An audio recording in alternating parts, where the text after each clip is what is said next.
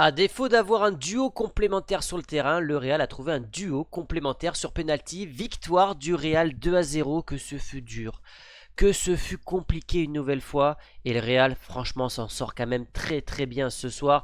Victoire, oui, 2-0. Un mec qui n'a pas vu le match se dit que le Real s'est baladé, que Vinicius et Mbappé ont été ultra complémentaires, qu'ils ont créé un véritable duo. Bah non, comme quoi la lecture d'un match, ça se fait vraiment à travers les images et pas à travers les chiffres et le score, parce que ce soir, le Real a encore une fois été mauvais, pour ne pas dire catastrophique. On n'est pas passé loin de la correctionnelle, avec quand même 3 montants côté Real Sociedad, on va y revenir juste après. Et le Real s'est imposé grâce à 2 nouveaux pénaltys, le 4e cette saison. Alors vous me direz, il faut les mettre, et vous avez raison, pour l'instant 100% de réussite. Néanmoins, on peut peut-être avoir des motifs d'inquiétude quant à la production de jeu côté Real Madrid. Donc vous le voyez, un pénalty de Vini, un pénalty de Kiki. Tout va bien concernant les pénaltys, et la théorie comme quoi les deux alternent un pénalty chacun se confirme match après match. Au classement, le Real fait une bonne opération, puisque quand même toujours invaincu. Tu mets une pression sur le Barça parce que tu reviens à 1.2, et surtout voilà, mathématiquement le but c'était de ne pas perdre de nouveaux points pour pas que le Barça prenne 7 ou 8 points d'avance. Voilà, on a 4 matchs, on a un slot de 4 matchs en Liga avant la prochaine trêve. Le but c'est de raccourcir ce delta de 4 points qui nous sépare du Barça. Au niveau de la composition, rien de neuf, si ce n'est la titularisation quand même de Brahim à la place de qui? De Rodrigo. Encore une fois, c'est le Brésilien qui prend, hein. Je veux dire, Mbappé n'a pas été bon avec la France, il est titulaire. Vinicius n'a pas été bon avec le Brésil, il est titulaire. D'ailleurs, Marca en avait fait une, je vous l'avais partagé. Rodrigo marque avec le Brésil, il ne joue pas. Donc la méritocratie, tout ça additionné sur Rodrigo, tous ces petits détails. Vous pouvez mal le prendre, le ballon d'or, la presse, l'entraîneur, les choix. Bon, attention. Arda Güler était titulaire, Modric aussi. Après, c'était du classique. Donc ouais, 3 poteaux, 3 poteaux. On s'en sort très bien parce que franchement, un match normal, tu peux te retrouver mené 2-0 à la mi-temps. Il n'y a aucun scandale. Donc là, le screen, j'ai pas réussi à voir mieux. Donc c'est vraiment dans l'angle. Il y a une nouvelle barre là. J'ai pas trouvé ce soir Thibaut Courtois en homme de surface, en homme qui gère sa défense. Alors, vous me direz peut-être que il n'avait pas grand-chose à faire sur les frappes. Néanmoins, dans le jeu aérien, je l'avais trouvé plus inspiré parfois. Donc, c'est pas sa meilleure prestation à Thibaut Courtois, même si parfois il ne pouvait absolument rien faire, comme cette barre où c'était un véritable missile à bout portant. Il y a eu ce nouveau poteau juste à 20 secondes du début de la seconde mi-temps, comme quoi, pareil, cette théorie qui se confirme côté Real, c'est-à-dire que les entrées en matière sont quand même compliquées. L'entrée en matière de la première mi-temps, tu prends l'eau. Même chose pour la seconde mi-temps. Et surtout, si tu fais le bilan maintenant de 3 matchs à l'extérieur, tu as eu Las Palmas, Mallorca, la Sociedad. Donc une victoire, une défaite, un match nul. Mais c'est quand même 3 matchs où tu as beaucoup souffert. C'est-à-dire que cette équipe, pour l'instant, se déplace très très mal, de grandes difficultés à jouer à l'extérieur. Sachant que tu gagnes une Liga avec tes matchs à l'extérieur, c'est pas de très très bonne augure. On parle des poteaux, mais on parle aussi d'une contre-attaque. Je ne sais pas comment s'appelle l'attaquant de la Sociedad. Il était maladroit avec ses pieds, manchot pour ne pas dire. Et Mendy, qui par son placement, sa course et par la maladresse et la nullité de son adversaire, a réussi à faire déjouer cette contre-attaque qui aurait pu mener pareil à l'ouverture du score de la Real Sociedad. Donc une première mi-temps tout bonnement catastrophique, parce que globalement, je ne vais pas faire le pessimiste de service, mais j'ai pas vu un Real maître de son sujet ce soir. J'ai pas vu un Real capable de changer de rythme ce soir. J'ai pas vu un Real avec de la complémentarité, notamment au milieu de terrain. Ce milieu de terrain ne m'a pas plu. Comme quoi Bellingham et Camavinga manquent cruellement à ce Real Madrid. Et devant, pareil.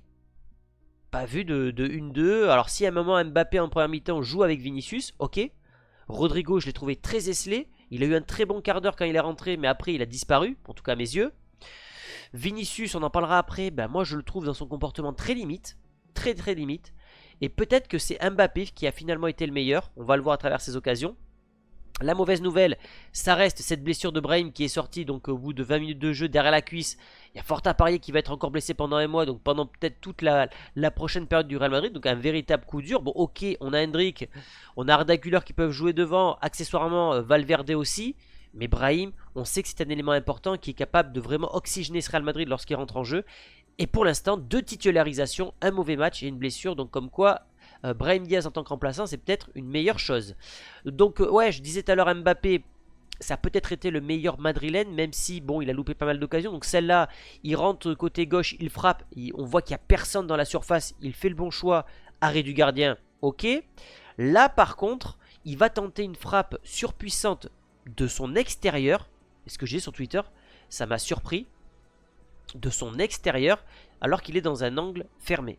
Voilà, donc là j'ai pas trop compris son choix, alors que il y avait quand même Rodrigo qui était seul, il y avait Arda Güler qui, ok, lui était marqué, mais il pouvait faire la passe en retrait. Pour moi, la passe en retrait aurait été quelque chose de plus logique, sachant que dans ces petits espaces fermés, c'est pas la première fois que je vois qu'Mbappé tente sa chance. Faut peut-être qu'il devienne un peu plus collectif. Il y a eu cette tête de Rudiger qui a été sauvé à bout portant. Voilà pour les occasions. Donc à chaque fois ce sont des exploits individuels, des coups de pied arrêtés.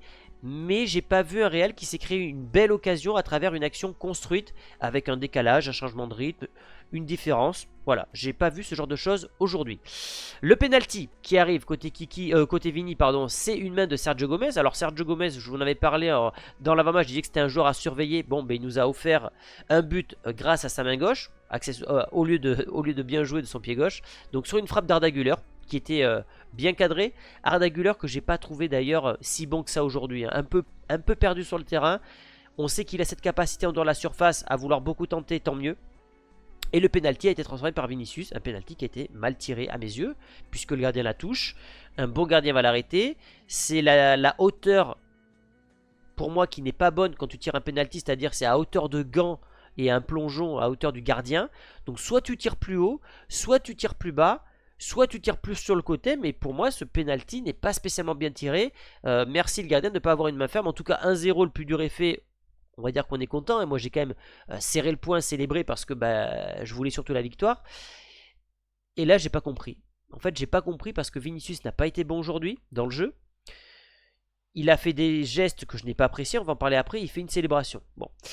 Il va provoquer quand même un penalty sur un pisotón. Donc c'est le joueur adverse qui va faire une semelle sur le pied de Vinicius.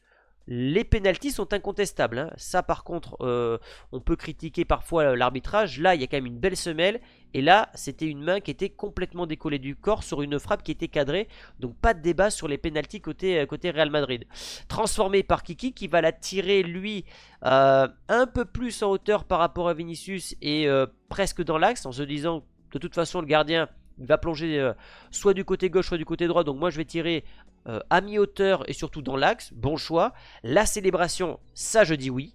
Là j'ai envie de voir Vinicius qui fait une célébration comme ça a du sens. Il fait la célébration d'Mbappé, le duo, parce que il ne se trouve pas sur le terrain.